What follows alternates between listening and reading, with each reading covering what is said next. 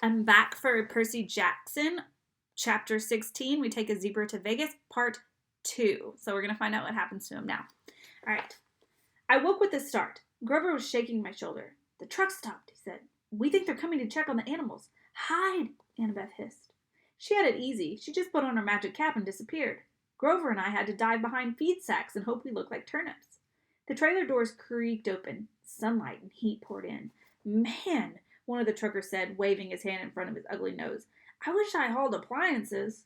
He climbed inside and poured some water from a jug into the animals' dishes. You hot, big boy? He asked the lion, then splashed the rest of the bucket right in the lion's face. The lion roared in indignation. Yeah, the man said. Next to me, under the turnip sacks, Grover tensed. For a peace-loving herbivore, he looked downright murderous. The trucker threw the antelope a squash-looking Happy Meal bag. He smirked at the zebra. How you doing, Stripes? Least we'll be getting rid of you this stop. You like magic shows? You're gonna love this one. They're gonna saw you in half. The zebra, wild-eyed with fear, looked straight at me. There was no sound, but as clear as day I heard it say, Free me, Lord, please. I was too stunned to react. There was a loud knock, knock, knock on the side of the trailer. The trucker inside with us yelled, What do you want, Eddie? A voice outside, it must have been Eddie, shouted back, Maurice, what'd you say? What are you banging for? Knock, knock, knock. Outside, Eddie yelled, What banging? Our guy Maurice rolled his eyes and went back outside, cursing at Eddie for being an idiot. A second later, Annabeth appeared next to me. She must have done the banging to get Maurice out of the trailer. She said, This transport business can't be legal. No kidding, Grover said. He paused as if listening. The lion says these guys are animal smugglers.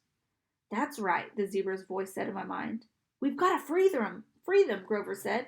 He and Annabeth looked at me, waiting for my lead. I heard the zebra talk, but not the lion. Why?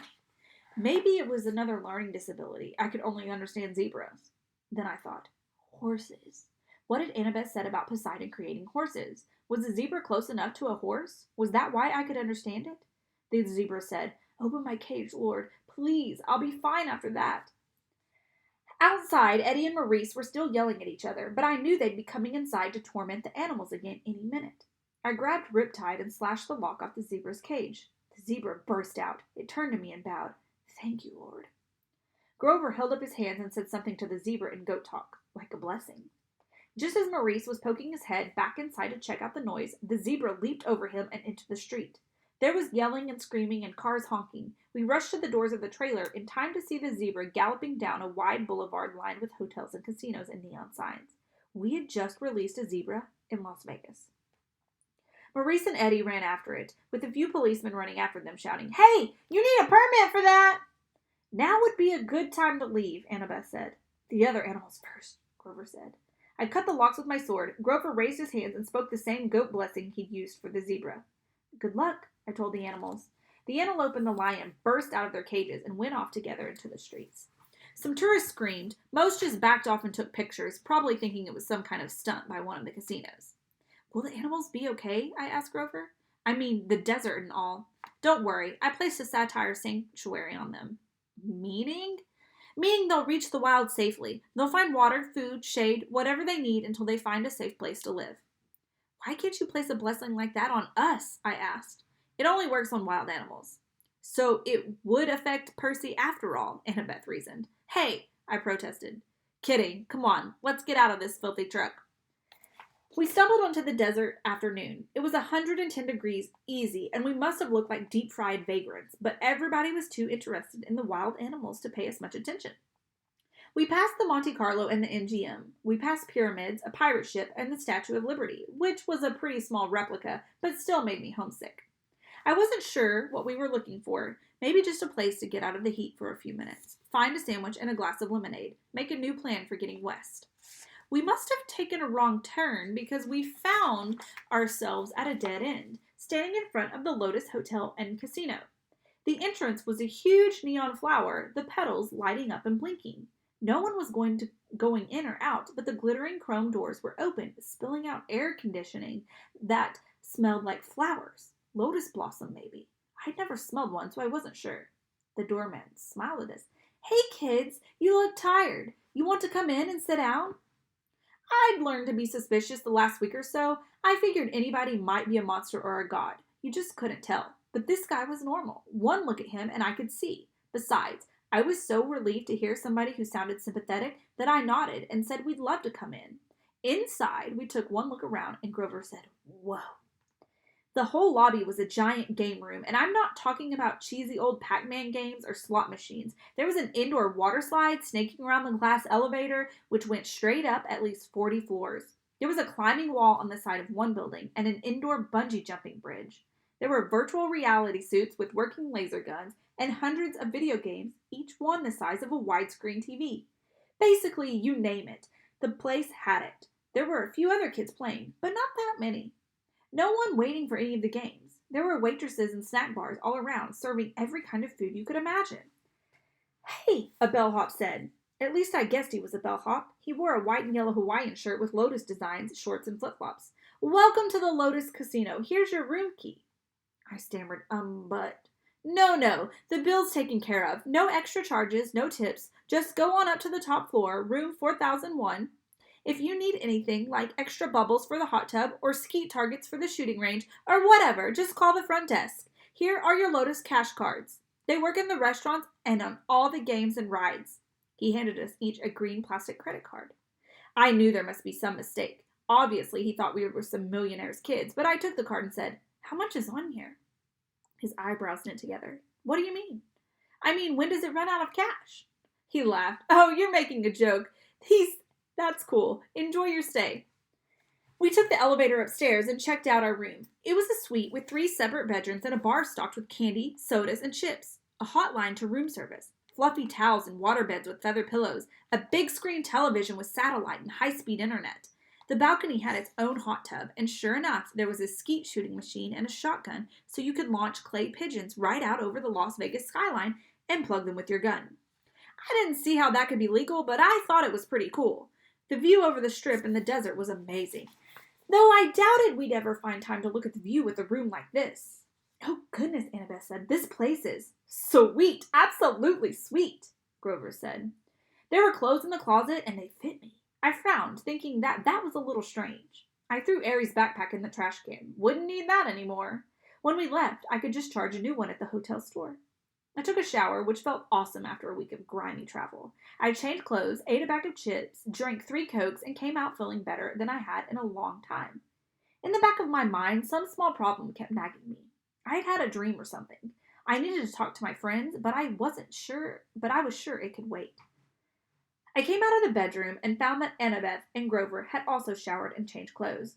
Grover was eating potato chips to his heart's content, while Annabeth cranked up the National Geographic channel. "All those stations," I told her, "and you turn on National Geographic? Are you insane?" "It's interesting." "I feel good," Grover said. "I love this place." Without even his realizing it, the wings sprouted out of his shoes and lifted him a foot off the ground, then back down again. "So what now?" Annabeth asked. "Sleep?" Grover and I looked at each other and grinned. We both held up our green plastic Lotus cash cards. "Playtime," I said. I couldn't remember the last time I had so much fun. I came from a relatively poor family. Our idea of a splurge was eating out at Burger King and renting a video. A 5-star Vegas hotel? Forget it. I bungee jumped the lobby 5 or 6 times, did the water slide, snowboarded the artificial ski slope, and played virtual reality laser tag and FBI sharpshooter. I saw Grover a few times going from game to game. He really liked the reverse hunter thing, where the deer go out and shoot the rednecks. I saw Annabeth playing trivia games and other brainiac stuff. They had this huge 3D sim game where you build your own city and you could actually see the holographic buildings rise on the display board. I didn't think much of it, but Annabeth loved it. I'm not sure when I first realized something was wrong. Probably it was when I noticed the guy standing next to me at VR Sharpshooters. He was about 13, I guess, but his clothes were weird. I thought he was some Elvis impersonator's son. He wore bell-bottom jeans and a red t-shirt with black piping, and his hair was permed and gelled like a New Jersey girl's on homecoming night. We played a game of sharpshooters together, and he said, "Groovy, man. Been here 2 weeks, and the games keep getting better and better." Groovy. Later, while we were talking, I said something was sick, and he looked at me kind of startled, as if he'd never heard the word used that way before. He said his name was Darren, but as soon as I started asking him questions, he got bored with me and started to go back to the computer screen. I said, Hey, Darren. What? What year is it? He frowned at me. In the game? No, in real life. He had to think about it. 1977? No, I said, getting a little scared. Really? Hey man, bad vibes. I got a game happening. After that, he totally ignored me.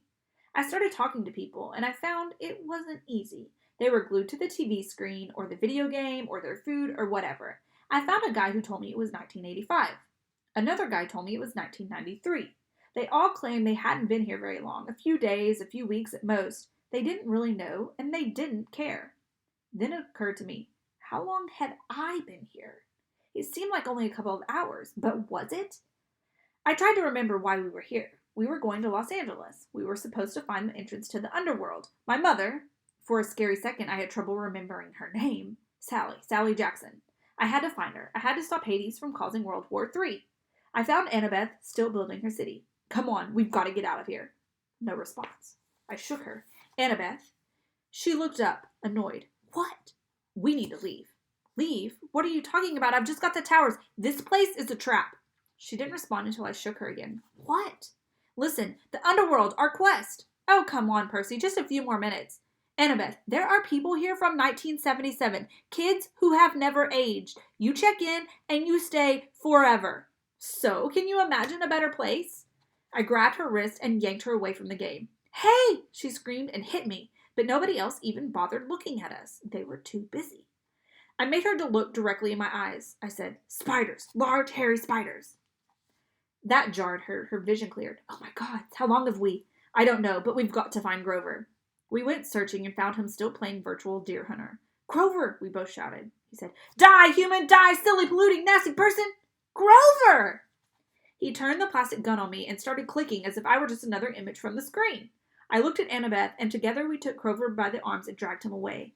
His flying shoes sprang to life and started tugging his legs in the other direction as he shouted, no, I just got to a new level, no!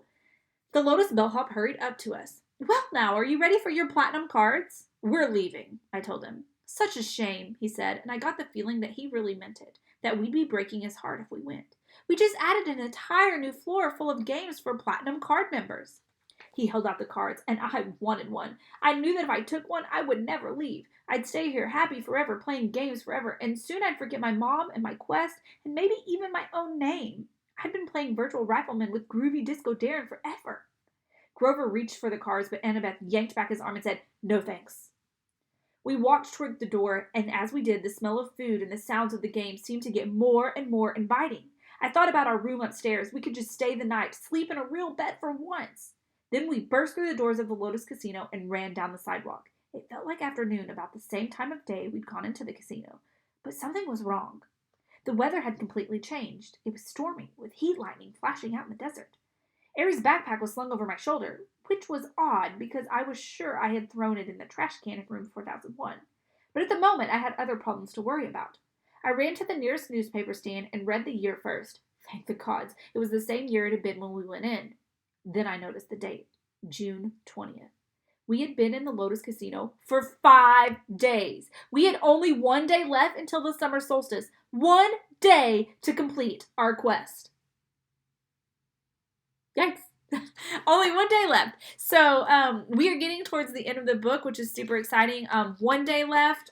Chapter 17 tomorrow. We shop for waterbeds. So that's interesting. That's the second time waterbeds have been mentioned. So anyways, not and again, just kind of a thing. So that's that. That's chapter 16. I hope you enjoyed. So we will find out what happens next tomorrow.